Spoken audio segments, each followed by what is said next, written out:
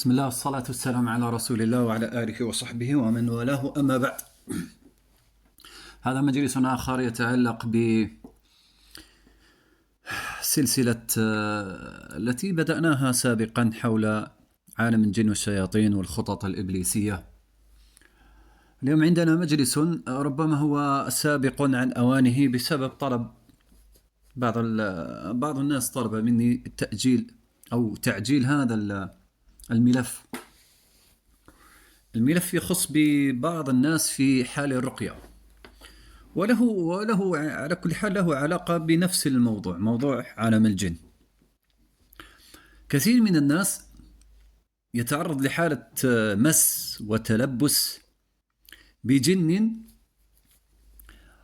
ويرقي طول حياته ما يستفيد شيئا، يظل عند الرقاة حتى يخرج هذا الجني الذي عنده، يكون جني يؤذيه ويسبب له مشاكل كثيرة ويخرب عليه حياته، لكن يأبى هذا الجني الخروج ولا يستطيع الرقاة إخراجه. تجده من راق إلى راق ويعالج نفسه كذا وما ما ينفع، وما يفهم وش السبب، ما هي العلة، لماذا بالضبط. فاليوم نتكلم عن هذا نوع الجني، هذا الذي نتكلم عنه اليوم، والذي هو المراد من هذه الحالة. لكن خلي أذكر شيئا سابقا في أنواع الجن. قلنا أن هناك أنواع من الجن، هناك جن أو رتب كما يقال، هناك القرين، هناك شيطان، هناك عفريت، هناك مارد. والمارد يعني منهم عفاريت ومنهم طيارين، والطيارين يمكن من أقوى أنواع الشياطين المردة، لأنهم من النوع الذي يسترقون السمع، يصيرون إلى سماء الدنيا ويسترقون السمع. ما علاقة هذا بهذا الموضوع؟ حددنا نوع الجن الذي سوف نتكلم عنه. سوف نتكلم اليوم عن الجن المارد الطيار. الآن سوف نحدد نوع الشخص الذي يأتيه هذا النوع من الجن. هذا الجن لا يأتي أي أحد ولا يتلبس بأي أحد، لأن هذا الجن في الغالب هم من الملوك، يعني من ملوك الجن، سواء كان ارتفعت رتبته في الملكية أو انخفضت، المهم هو نوع من ملوك الجن، ويكون معه مثل الرتبة العسكرية، يعني عالي الرتبة، ويكون معه جنود ويكون معه أعوان وغير ذلك. قد يكون ذكرا ملكا، يعني ملكا من الجن، وقد يكون أنثى، قد يكون ملكة من الجن أو أحد من الرتب العالية. نحن نسميه الملوك، يعني بصدد استعمال اللفظ المصطلح في عالم الرقاة والسحرة والجن وغيرهم. طيب، سبق أن قلنا أنه الجن فيهم ملوك، فيهم نظام، فيهم نظام يعيشون فيه يشبه النظام العسكري،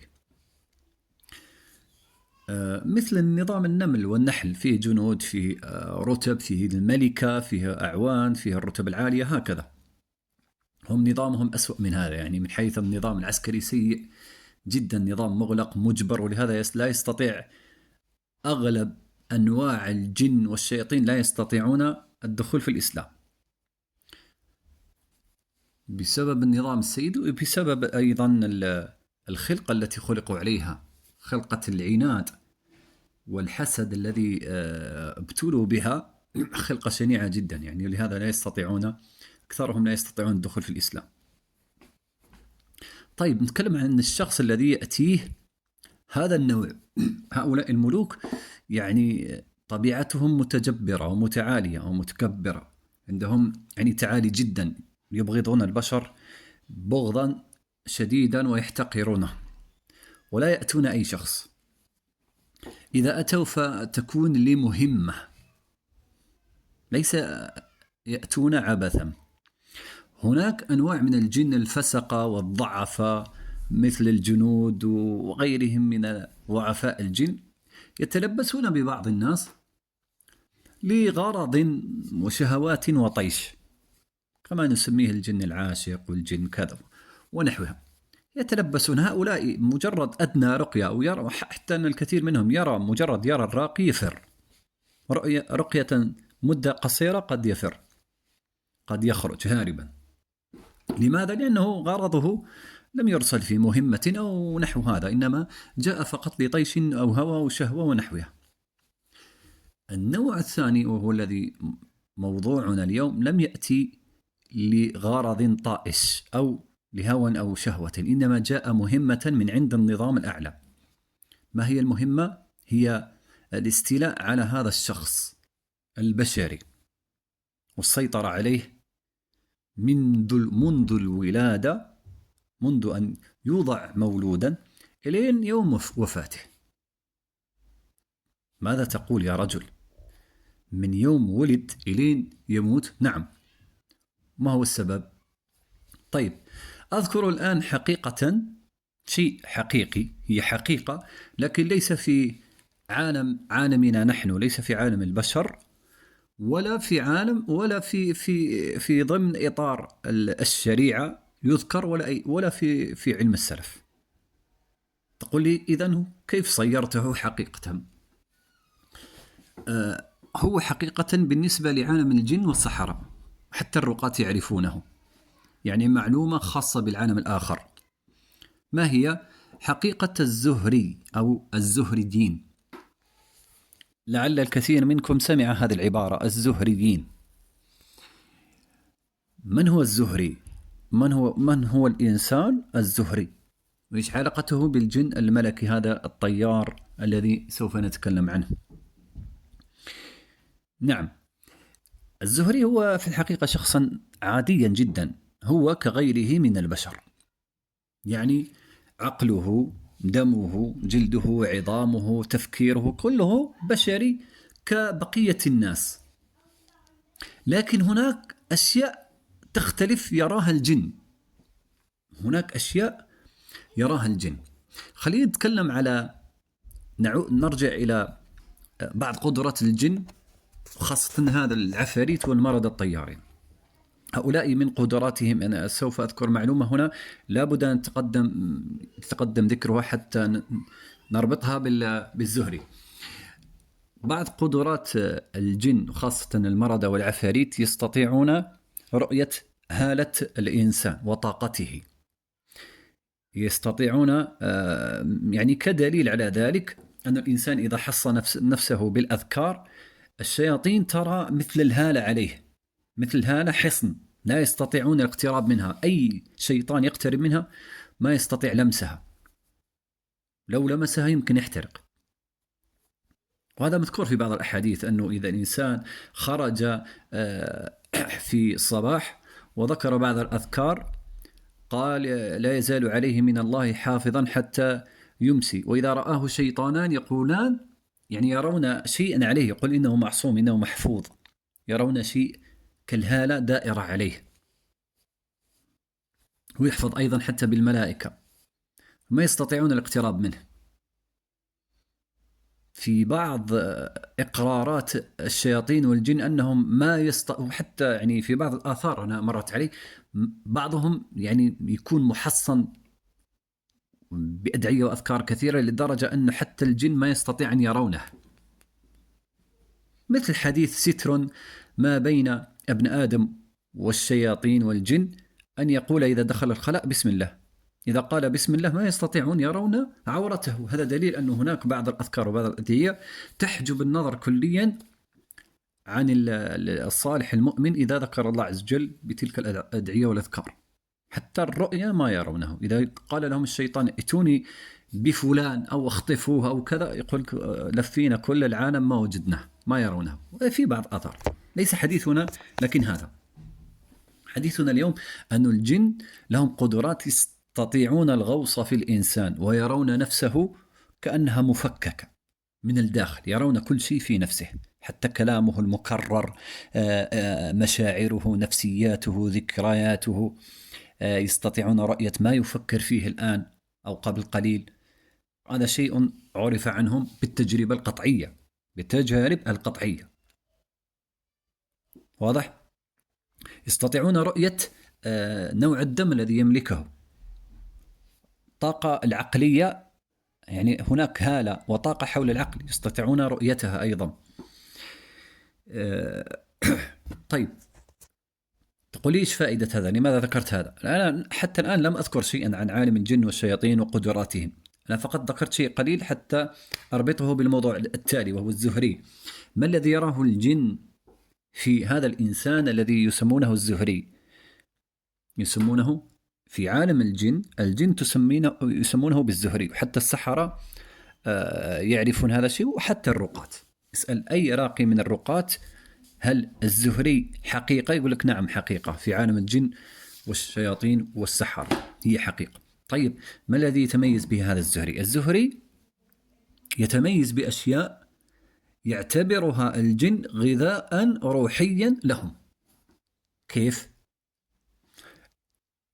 يرون هم في حقيقة فطرتهم وخلقتهم، يرون شيئا في الطاقة التي يملكها هذا الإنسان زائدة عن طاقة الآخرين. عنده هالة يمكن التغذي منها، يمكن أن يتغذون منها وينتفعون بها انتفاعا عظيما. طيب، وما قضية دمه؟ أيضا دمه يمكن دمه أيضا ليس عاديا، مثل ما تقول أنت عندك دم نوع أو سالب أو موجب بكذا بي كذا. في أنواع من الدم في علم الطب. هناك أحد أنواع الدم في علم الطب يكون جيد وممتاز ويمكنه الإعطاء للجميع. إذن هذه حقيقة أنه الدم فيه تغيرات، فيه أنواع.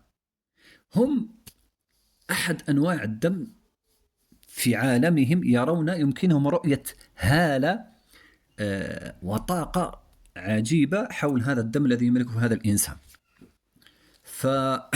فماذا ينفعهم؟ يمكنهم التغذي منه. إذا تلبسوا بهذا الإنسان يمكنهم أن يتغذون من دمه وطاقته. تقول إيش يستفيدون؟ في كثير من أخبارهم أنهم يقولون أنه يجدد الشباب عندهم لدرجة هذه، يعني يجدد الأعمار، كأنهم تطول أعمارهم. يسمونه الغذاء الروحي. وعلى كل حال هناك أغذية يسمونها غذاء روحية، الكثير منها يستعملها السحرة في جلب الجن عند طريقة الاستحضار كما يسمونها السحرة. إذا أرادوا أن يستحضروا أحد الشياطين أو أحد ملوك الشياطين يقدمون لهم قرابين من ذبائح وغيرها، ومن القرابين التي يقدمونها الأغذية الروحية التي تتغذى منها الجن والعياذ بالله. فالموضوع هذا يعني شوي غريب، يعني صحيح هو شوي غريب، لكن لا بد من شرحه، لأنه الكثير من الناس يعاني من هذا الجانب وهو لا يدري ماذا أصابه ولماذا ابتلي بهذا الشيء، وما يعرف يعني الحل المناسب للخروج من هذه الورطة التي تدوم معه طويلا. إذن قلنا هذا النوع من الجن يأتي بمهمة إلى هذا الإنسان الذي يسمونه الزهري.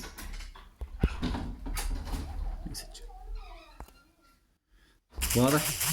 يأتي بمهمة إلى هذا الإنسان الزهري منذ ولادته، وهم معه. يأتي إليه ملك أو عفوا ملك جني من العفاريت الطيارين، ويكون معه أعوان بالمئات الكثيرة جدا، وأعداد الجن على كل حال ملايير الممليرة. يعني الجن أعدادهم هائلة جدا، الجن والشياطين ليس كالبشر. فقد قيل أنهم مع كل ولادة يلد الواحد منهم، يعني تلد الأنثى منهم 20-30 في ولادة واحدة، مثل يأجوج ومأجوج. يعني ذكر في بعض الأحاديث أنه ما يموت واحد من يأجوج ومأجوج إلين يخلف وراءه 1000، يخلف 1000 من ذريته. نعم. فيأتي هذا الجن الملكي ومعه السرايا كما يسمونها، سرايا هذا الملك، أو تأتي أنثى ومعها سراياها وخدمها وحشمها إلى هذا المولود الجديد الذي منذ ولادته اشتموا وعرفوا أنه زهري، عنده طاقة واضحة، عنده دم واضح، إذن يأتونه. كيف يأتونه؟ حتى أنه قيل أنهم يعني الجن يعني يمكنهم حتى أن يتعاركون عليه، يتقاتلون على هذا الشخص، لأنه مصدر غذاء روحي عجيب. الكثير سمعنا أن الزهريين يتقاتلون عنهم، حتى السحرة تجدونهم يعني دائما وراء هؤلاء الأشخاص الزهريين، وراءهم. لماذا؟ لأنهم يريدونهم كقرابين ويستعملونهم في أشياء كثيرة سوف يأتي ذكرها. لكن الآن أريد أن أفسر ظاهرة هذا الإنسان الزهري. سمي زهريا قيل لأنه قيل مأخوذ من الزهر وهو الحظ باللغة عند المغاربة، لأنه هذا الاصطلاح هذا معروف عند دول المغرب في العادة، معروف عند دول المغرب، يقولون فلان مزهور يعني محظوظ، أو عنده الزهر يعني عنده الحظ. فأي إنسان يكون محظوظ يسمونه زهري. طيب كيف محظوظ وهو ابتلي بهذا الشيطان المارد الطيار؟ وين الحظ هذا؟ المفروض يعيش حياة تعيسة هذا الزهري. يسمونه المحظوظ أو الزهري. ليس بني آدم من يسميه الزهري، إنما الجن نفسها تسميه الزهري. لماذا؟ يقولون هم يظنون أن من يأتيه هذا الملك الكبير العظيم الجني وحاشيته كذا كذا ويكون مع هذا الإنسان هذا محظوظ أنه جاءه هذا الجني. يقول لك أنت محظوظ، أنت محظوظا بي. واضح؟ ولهذا يسمونه الزهري، يعني محظوظ عند الجن. هذا من الكبر والتعالي عندهم، يحتقرون الإنسان، يقولوا أنت صاحب حظ أني جئتك أنا، ما جاءك أي واحد من الجن، جاءك واحد من الملوك العظام الكبار. مع أنه الواقع خلاف هذا. الواقع أن هذا الإنسان يعيش حياة تعيسة، يعني أمراض وسحرة يجرون خلفه، أشياء كثيرة يبتلى بها. حتى الناس يعني ينفرون عنه الناس. هذه من العلامات الزهري، أنه أي واحد يكون بهذه الصفة كثير منهم ينفرون الناس عنه. وبعضهم العكس، سبحان الله، بعضهم يأتيه نوع من الملوك يجلب الناس إليه ويساعده ويخدمه، حتى ما يرتكب أي رقية، ما يذهب عند راقي، ما يعالج نفسه، فتجده يخدمه، فيلبي له أي طلبات، يذكر له صفات الناس وطبائعهم، يحذره من شخص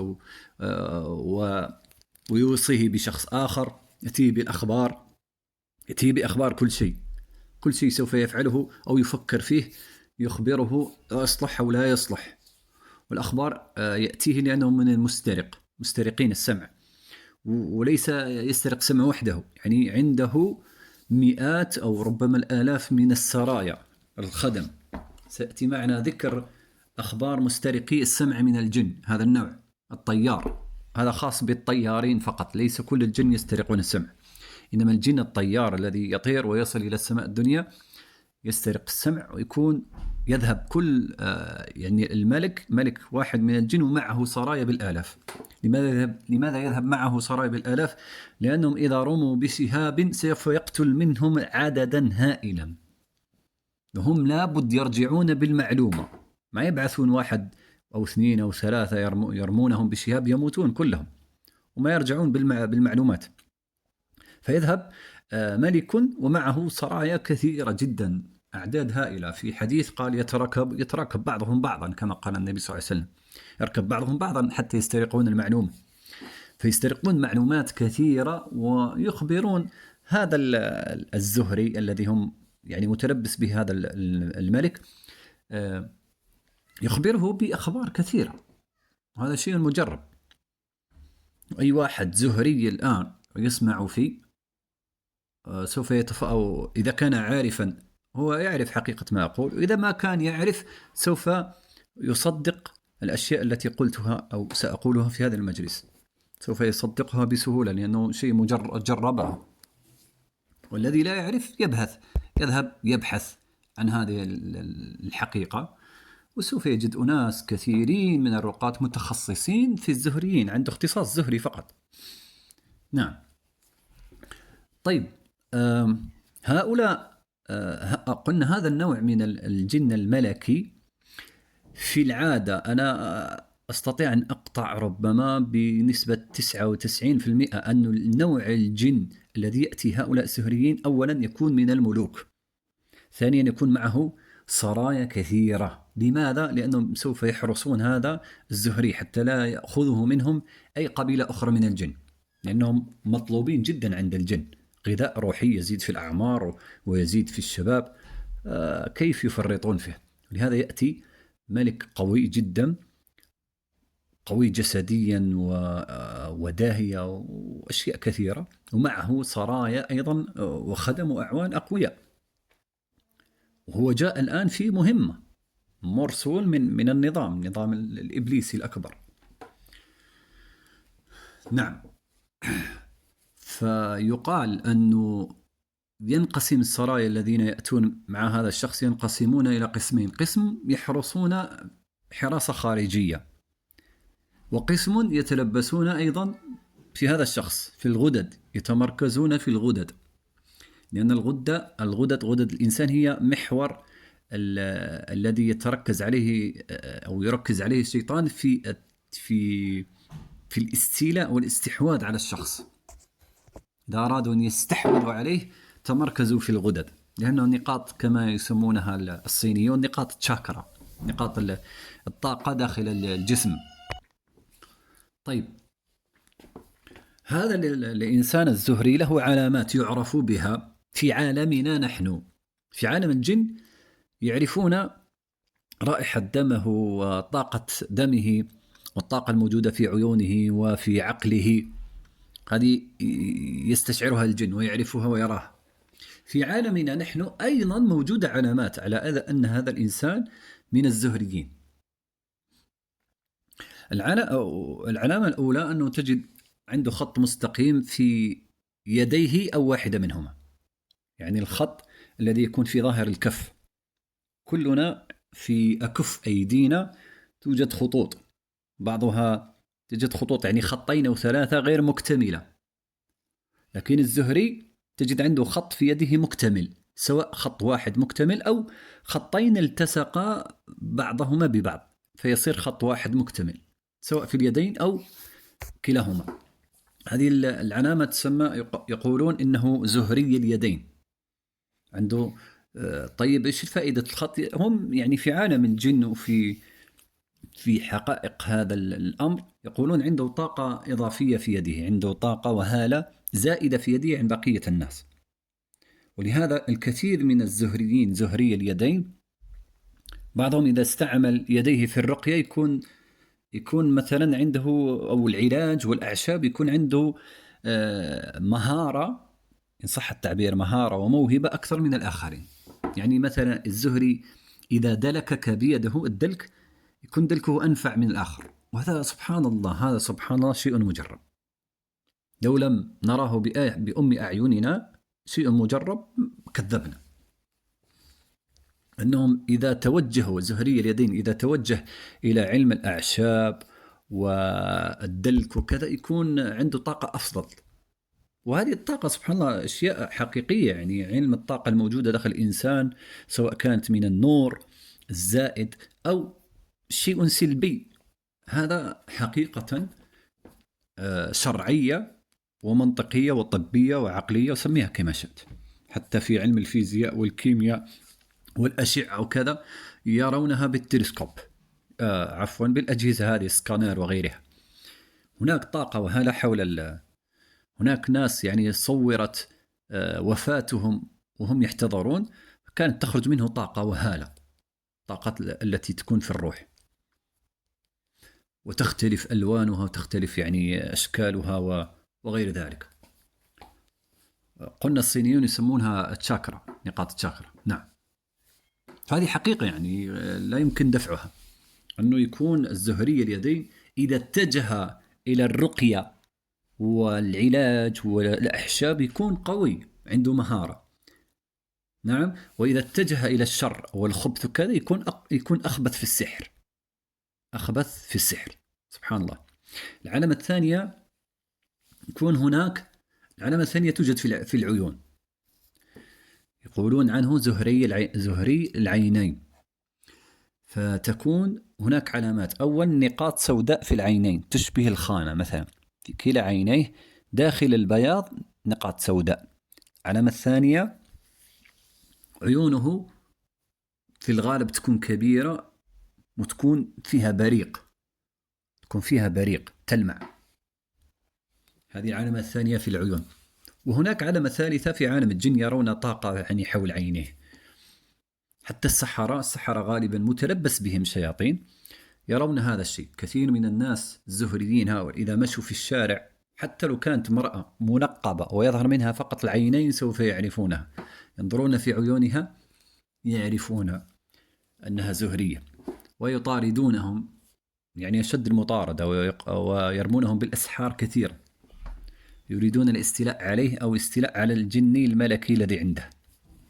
لهذا يعني يفسر أن هؤلاء النوع من الزهريين أشد الناس تعرضا للسحر، ما يتركهم السحرة أينما ذهبوا، كل مكان يذهبون إليه يتفطنون إليهم ويسحرونهم حتى يريدون الاستيلاء عليهم. أيضا أحد أسباب إرادة الاستيلاء عليهم أنهم يعني يتقربون بهم للشياطين، ويستعملونهم أيضا في إيجاد الكنوز، لأنهم الشيطان الذي معه يري هذا الإنسان الزهري أماكن الكنوز. هذا شيء مجرب، يعني سوف نتكلم عنه بعد قليل. لهذا يطارد السحرة هذا النوع من الإنسان الزهري، يطاردونهم أينما ذهبوا. كثير منهم ما يعرف أنه زهري، فيقعد طول حياته مستغرب، لماذا السحرة أينما ذهبت يسحرونني، وحتى لما ما وناس يجهلونني لا أعرفهم، ومع ذلك يطاردونني أينما ذهبت. فيتعرض لكل أنواع السحر، سحر مأكول، سحر مرشوش، سحر العقد، سحر النفخ، سحر الشياطين، الغدد، يعني كل أنواع السحر. نعم. فقلنا العلامة الثانية في العين. العلامة الثالثة تكون في العقل، وهذا شيء يعني يراه الجن الذين يأتون إلى هذا الزهري، عنده طاقة عقلية وهالة في عقله، يرونها هم، يريدونها للغذاء الروحي. ومن العلامات أنه عنده طاقة في عقله، في يعني موجودة في رأسه، أنه في شعر رأسه تكون هناك دوارة من الشعر يسمونها النخلة.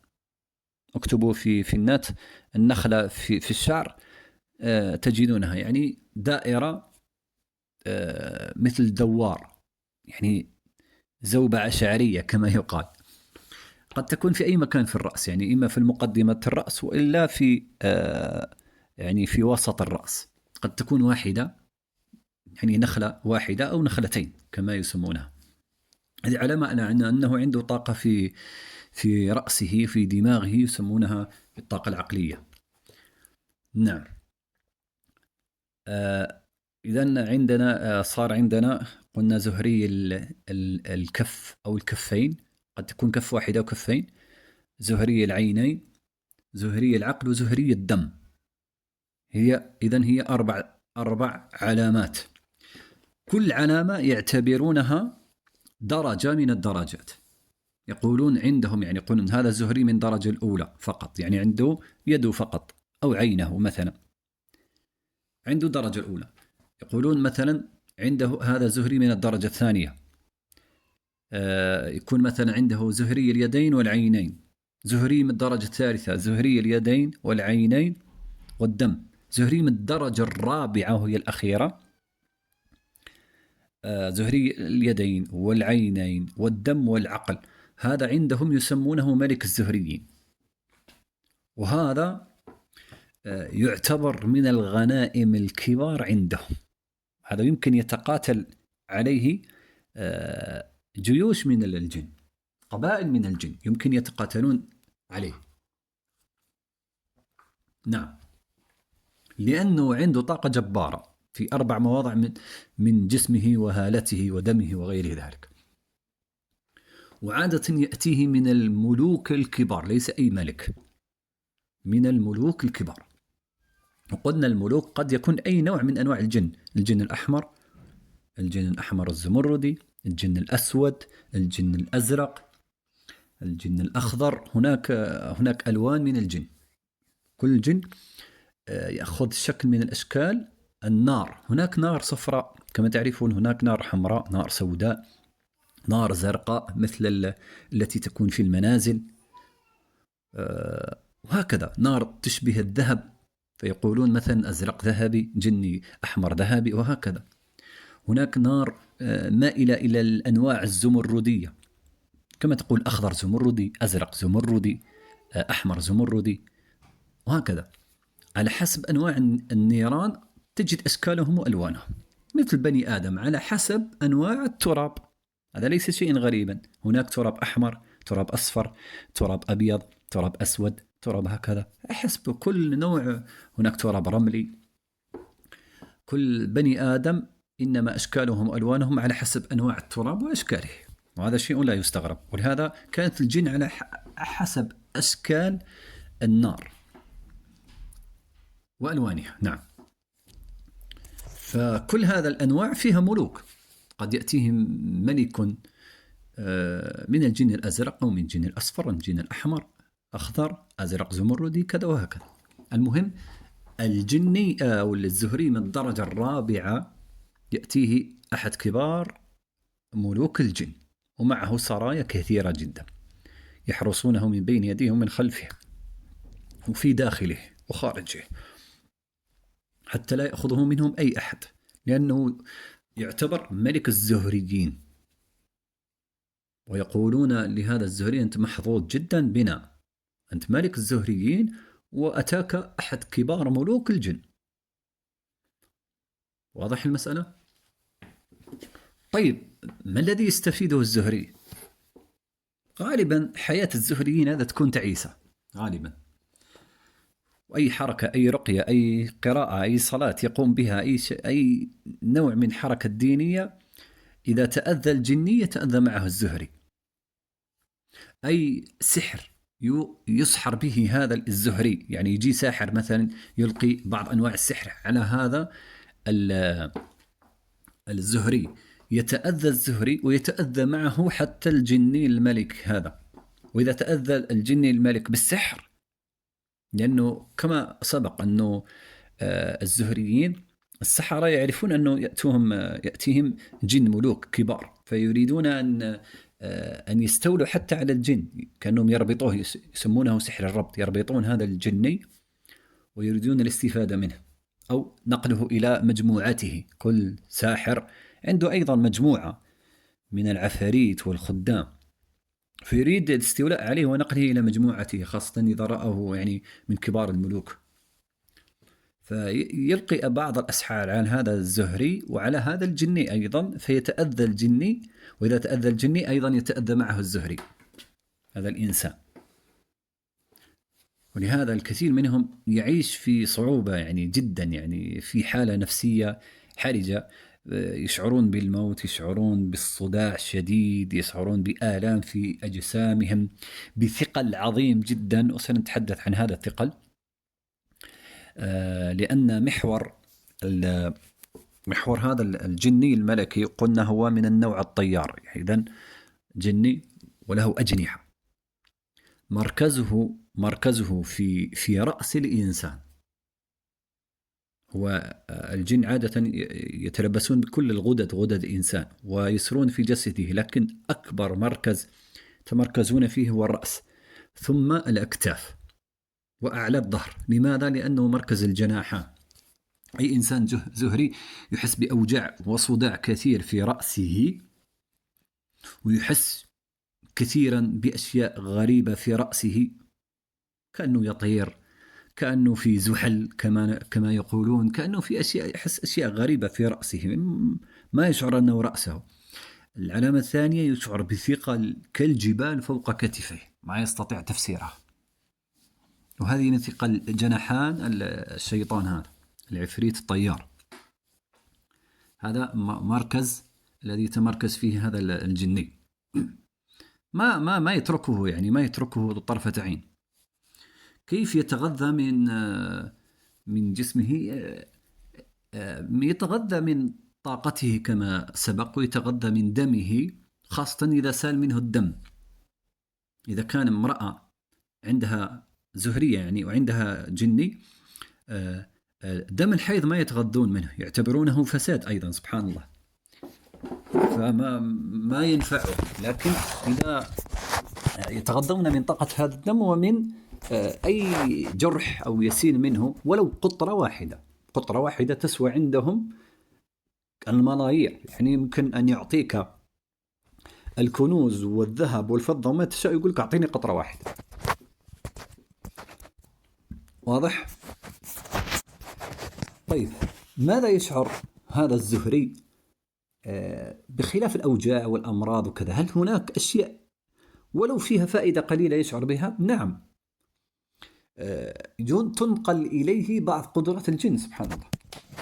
يعني مثلا يمكن للزهري إذا نظر في البشر، أي واحد ينظر في وجهه ويقترب منه، يمكن يعرف هل هذا الإنسان صاحب طباع خبيثة، محتال، غدار، فيه كذا، فيه أشياء خبيثة، أو يمكن هو طيب، إنسان طيب.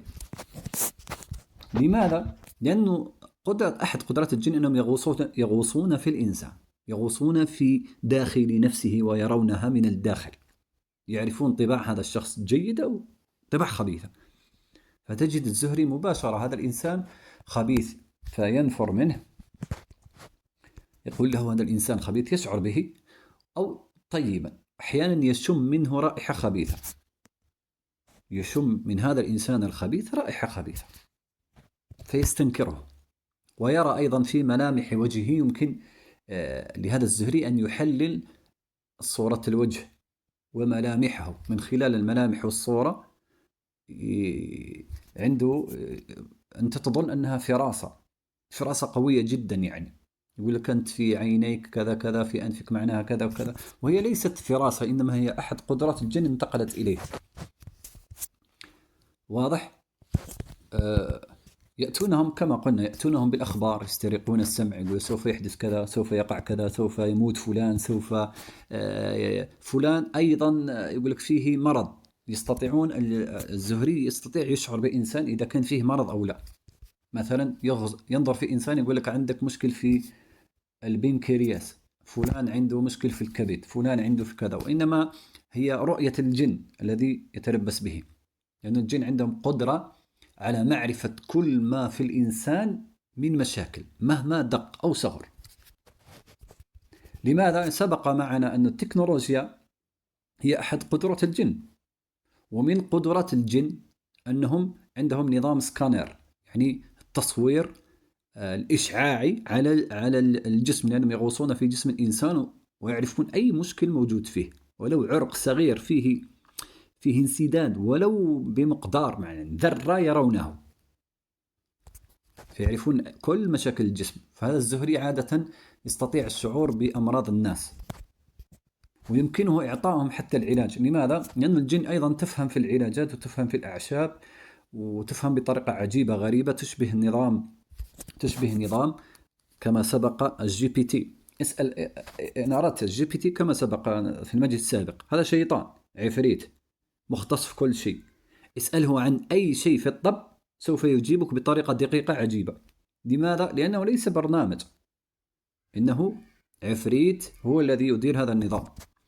فإذا أردتم أن تفهموا ماذا أقول، جربوا هذا البرنامج، فيعطيك أي شيء، يعطيك علاج، يعطيك أي شيء، ويكون دقيق جدا لدرجة يعني عجيبة، ما تشك في أنه مخطئ في شيء. فالزهري عادة عنده هذه الخاصية، يعرف الأمراض، يعرف المشاكل. وأيضا يمكنه إذا رأى أي شخص أو تحدثت عنه أمامه عن أي شخص، يمكنه رؤية صورة الإنسان الذي تتكلم عنه. لا أقول كل الزهريين هكذا، لأنه بعض الزهريين جنيه يظل مختفي، يشعر به، يعطيه إحاسيس، يعطيه انطباعات، يتكلم قليلا، والأكثرية مختفي. حتى أنه كثير من الزهريين ما ينتبه إلى أنه معه جني، في بعضهم ما ينتبه، والكثير منهم ينتبه إلى معنى جني ويكلمه ويخبره ويحاربه، ويكون هناك صراع بينه وبينه. وبعضهم ينتفع به وبعضهم ما يجد منه إلا الأذى. ممن ينتفع به لا أقول انتفاع، يعني قد يكون فيه حيل وخبث على كل حال، لكن ظاهره انتفاع، يعني كما نقول إن صح التعبير، أنه يمكنه إعطاء كما قلت علاجات، رؤية مشاكل في الأمراض وغيرها. يمكنه أيضا رؤية صور لكل أشخاص تتكلم عنه أمامهم مهما كان في أي مكان في الأرض. تتكلم عن إنسان أنت في قارة إفريقيا، هو في قارة آسيا أو قارة أمريكا، يجيب لك صورته كأنك ترى أمامه، هو يعني الممسوس كأنه يرى أمامه. يمكنه أيضا أن يرى حتى فيديو لهذا الشخص وهو يتحرك، هو يتكلم، يسمع صوته. يمكنه حتى رؤية بث مباشر، يعني تقنية البث المباشر تكلمنا عنها في المجلس السابق، مسألة التكنولوجيا، راجعوا المجلس هذا حتى تفهموا. ففي أشياء كثيرة يعني ظاهرها أنه ينتفع بها هذا الزهري، واضح. أحيانا يجلب له الحظ أمام الناس، أينما ذهب تقضى أموره، أينما ذهب وأينما ذهب يشعر أنه محبوب عند الناس. لماذا؟ لهذه من علامات السحر الجني الموجود عنده، سحر التخيل أو سحر التحبيب، سحر الصرف والعطف. قد ينفر عنه الناس ويسمى سحر الصرف، يعني يصرف عنه الناس، وقد يحبب إليه الناس ويقضي أموره عن طريق السحر أيضا، سحر العطف. نعم، لأنه هؤلاء الجن الذين يأتونه إنما هم من الجن أيضا السحرة، جن السحرة قدراتهم عالية جدا، من الملوك عندهم سرايا، عندهم قدرات عجيبة، من أسرع أنواع الجن على الإطلاق، من الطيارين مسترقي السمع، ولهذا تجدهم أقوياء البنية أيضا، حتى جسديا أقوياء جدا. ولهذا هم لماذا ما تنفع فيهم الرقية كثيرا؟ أولا يضعفون الجسم بالأسحار، ويستهدفون بالضبط الغدد الإنسان في كل جسمه، في كل غدة يضعون سحرا، ويضعفون الجسم والنفس بالكلية، يعني يضعفونه نفسيا وجسديا، واضح. ولهذا إذا ذهب إلى الرقية ما تنفعه كثيرا، لأنه هو ضعيف نفسيا وجسديا، كأنه ما يصله النفع، لأن السحر يضعف الجسم الإنسان، وإذا ضعف الجسم الإنسان كأنه الرقية ما تنفعه كثيرا. أول شيء نفسيا وإيمانيا تجده مضعف، لأنهم استولوا على عقله ونفسياته، وسوسون له كثيرا بأشياء كفرية، بأشياء خبيثة كذا، فإيمانيا يكون ضعيف، وهو ما يفطن أنه ضعيف إيمانيا.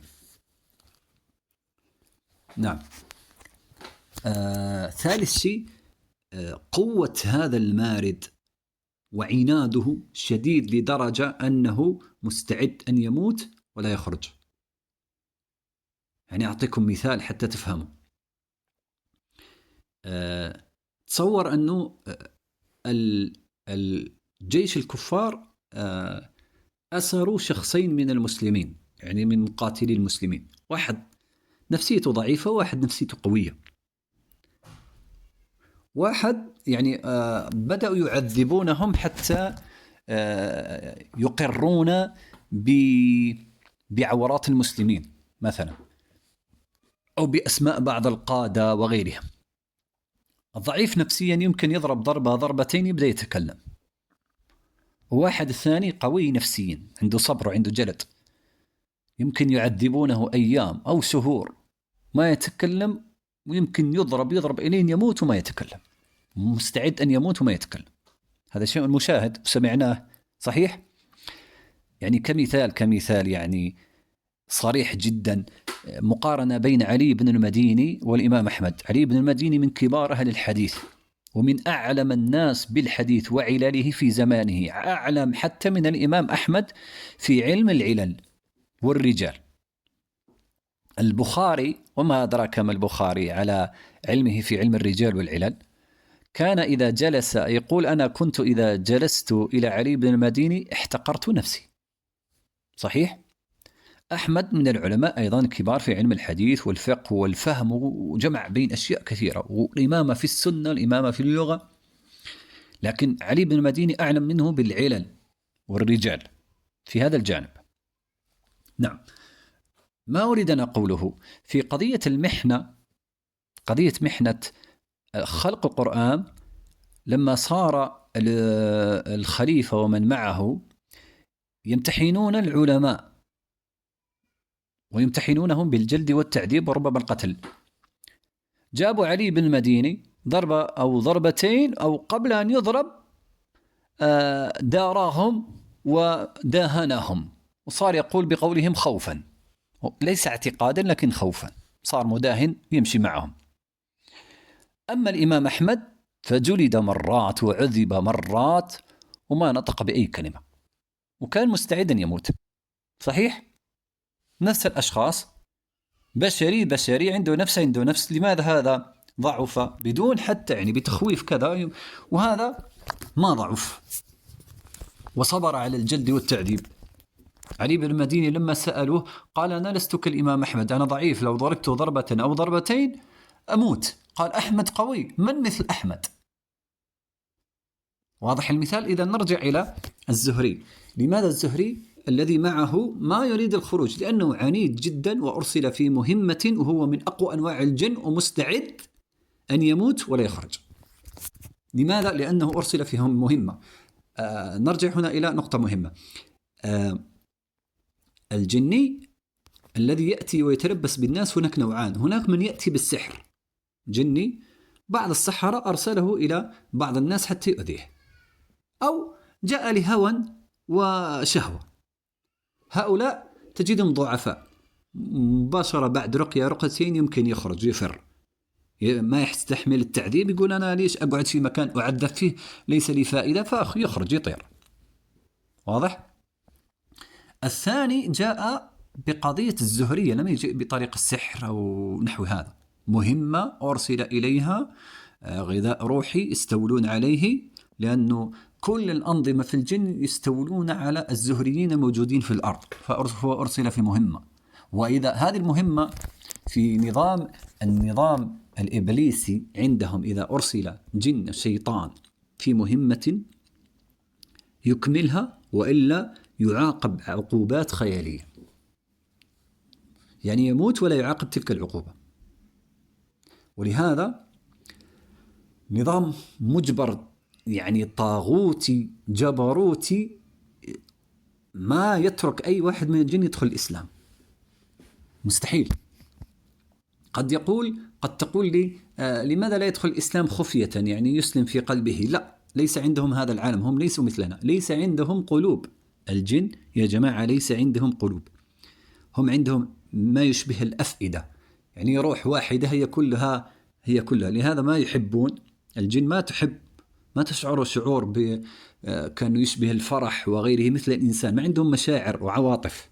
الجن ما عندهم مشاعر وعواطف مثل الإنسان، ما يحبون، ولهذا يحسدون بني آدم في قضية المحبة، يحسدون الزوجين، لهذا يريدون التفرقة بينهما، يحسدون زوجين، يحسدونهم حتى في العشرة في الفراش، لأن المعاشرة في الفراش عند الجن يمكن تسميها مثل الحيوانات، ما فيها لا أستطيع الدخول في هذه التفاصيل، لكن خبيثة بالنسبة للمعاشرة بين الزوجين عند البشر، يحسدونهم عليه.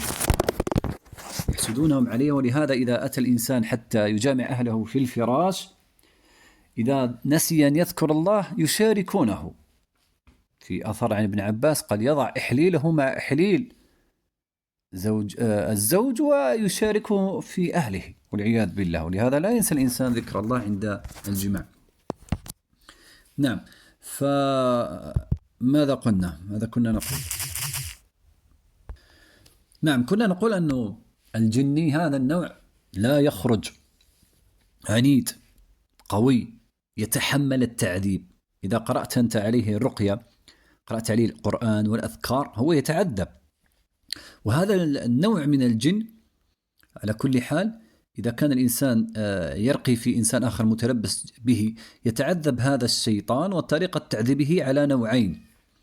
نوع منهم يتبخر كأنه مثل النار تطفأ، يقعد يتبخر، إذا بقي سوف يموت، وإذا ما بقي سوف يتعذب من هذا القراءة التي يسمعها. النوع الثاني إذا ما خرج يقعد يتقطع، وخاصة هذا النوع من الجن الذي يتلبس بالزهريين، هذا النوع الذي يتقطع، يحس أنه أشلاء ويتقطع مع كل رقية وكل علاج، يتأذى من الحجامة، يتأذى من الأشياء الطيبة التي يأكلها، من الرائحة الطيبة، من الرقية، من قراءة القرآن، من الصلاة، من الأذكار، من ذكر التوحيد، من دراسة العلم، كل هذه الأشياء تقطعه.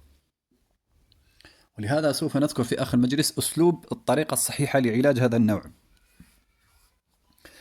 فقلنا يحتمل التقطيع والتعذيب وما يخرج، إما إذا خرج وهرب من شدة التعذيب سوف يتعرض إلى عقوبة أشد مما يتعرض إليه أثناء الرقية في نظامه، يعني عند نظامه الإبليسي، لأنه ترك المهمة وفشل فيها، سوف يعاقب عقابة شديدة، ولهذا ما يخرج، يقول لك أنا أموت وما أرجع إلى ذلك النظام يعاقبني. فطريقة الرقية، وهي الآن سوف ندخل في العلاج والحل بعدما ذكرنا الأوصاف والمقدمات والعرض، الآن ندخل في الخاتمة. ما هو العلاج الصحيح لهذا النوع؟ هذا النوع كما سبق عنيد قوي، جاء لمهمة، مسترق سم، طيار من العفاريت القوية والملوك. إذن وهو أيضا يسيطر عبر أسحاره، يضع أسحارا في الجسم، يضعف الجسم، وخاصة الغدد، أكبر غدة في الجسم أظن الذي موجودة في الرقبة، ولهذا أكثر الزهريين عندهم مشاكل في الرقبة وفي الركبتين، في أسفل القدمين.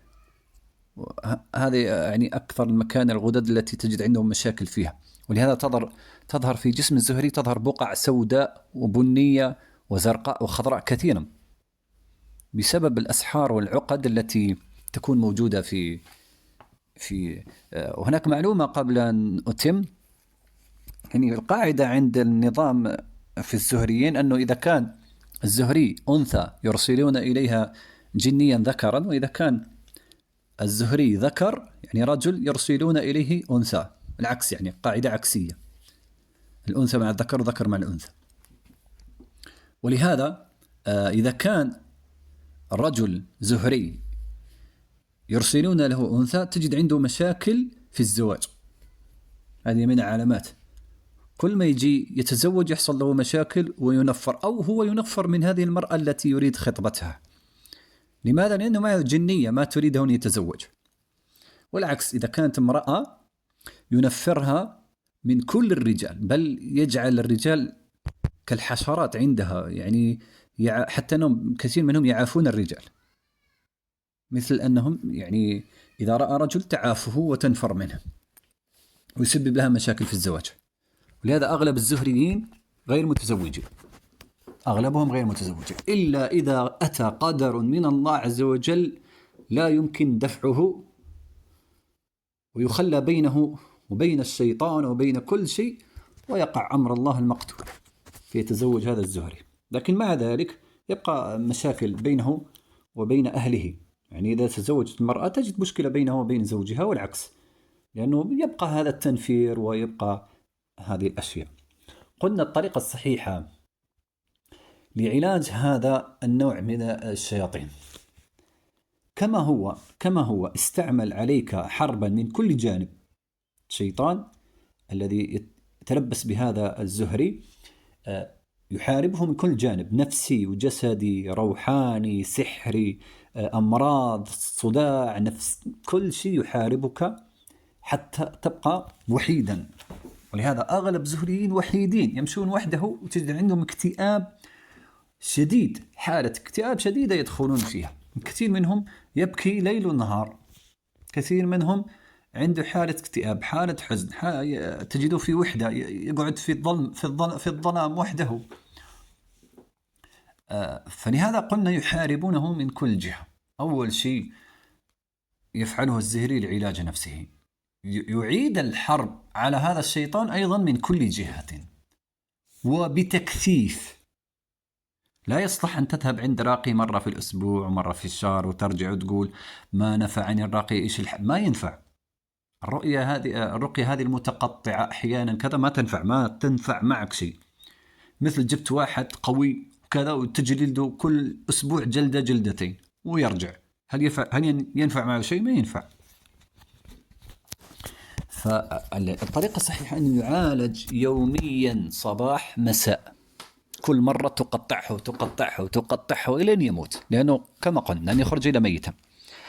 تعالجه من كل جهة، تحاربه من كل جهة. أولا تشرب ماء مرقيا. ثانيا تدهن بزيت زيتون مرقي. تغتسل بماء مرقي ومعه سدر. هكذا. أيضا تأكل مضادات حيوية طبيعية، لأنه جسمك مسموم ومعفن. ومن أكثرها كما سبق الكيروسين. هذا عدو للجن والسحر. الكيروسين أول ما تشرب أول دفعة من الكيروسين يوقف عليك الصداع والآلام وأشياء كثيرة والوساوس. حتى الوساوس هذا الجن غالبا تتوقف عنك في ذلك اليوم الذي شربت فيه الكيروسين. ذكرناه ربما في ثاني مجلس من هذه السلسلة، ذكرنا الكيروسين وفوائده ماذا يفعل، راجعوه. تشرب الأشياء المضادات الحيوية الطبيعية، يعني تنظف جسمك. لا تأكل الأشياء التي تساعد الشيطان مثل السكريات والأطعمة الفاسدة لا تأكل إلا طبيعي، ولو أن تجوع، لو أن يكون قليلا وتجوع أكثر من الصوم. نظف جسمك بكل الطرق، لأنه هم يفسدون عليك جسمك حتى يتقوى بالضعف الموجود في جسمك، ويتقوى السحر الذي نشره في غدد جسمك. ثالث شيء الحجامة تكون في الرأس والكتفين أكثر شيء في الرأس والكتفين، لأنه مقره الرأس والجناحان في الكتفين. فهذا الشيء إيش يفعله؟ يقطع حتى جناحيه، يصير يتمزق شوي ويبدأ هذا الجني يضعف.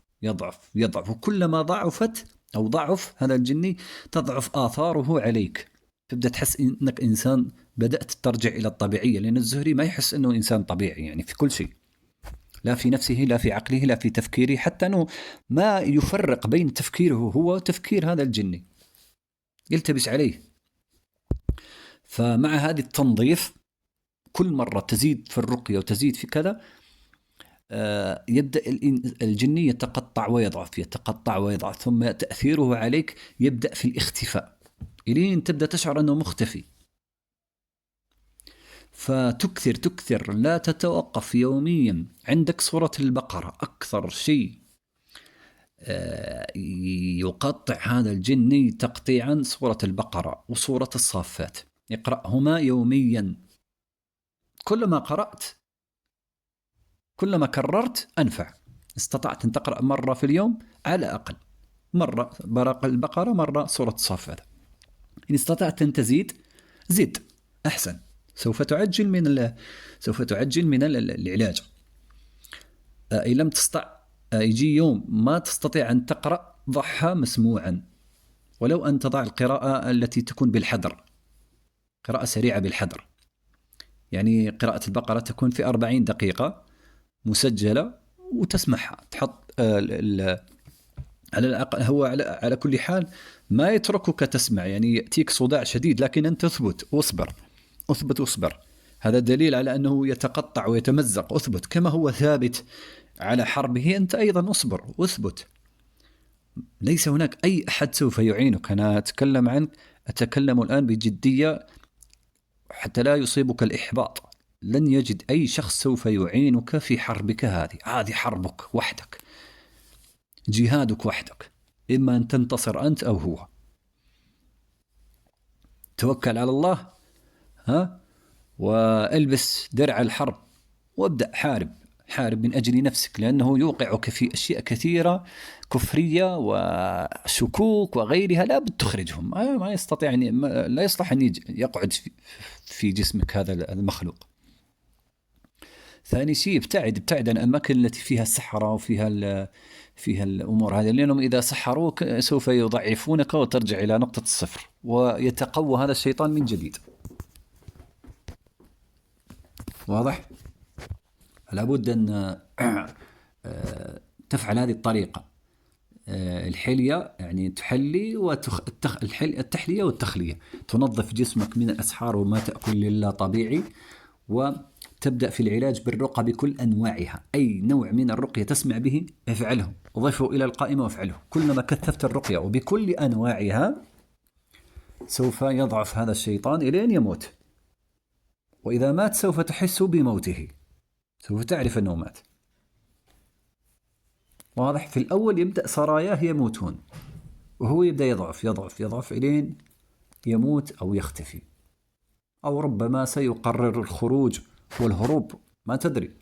لكن منطقيا أو تجاربيا ما يخرج إلا ميتا.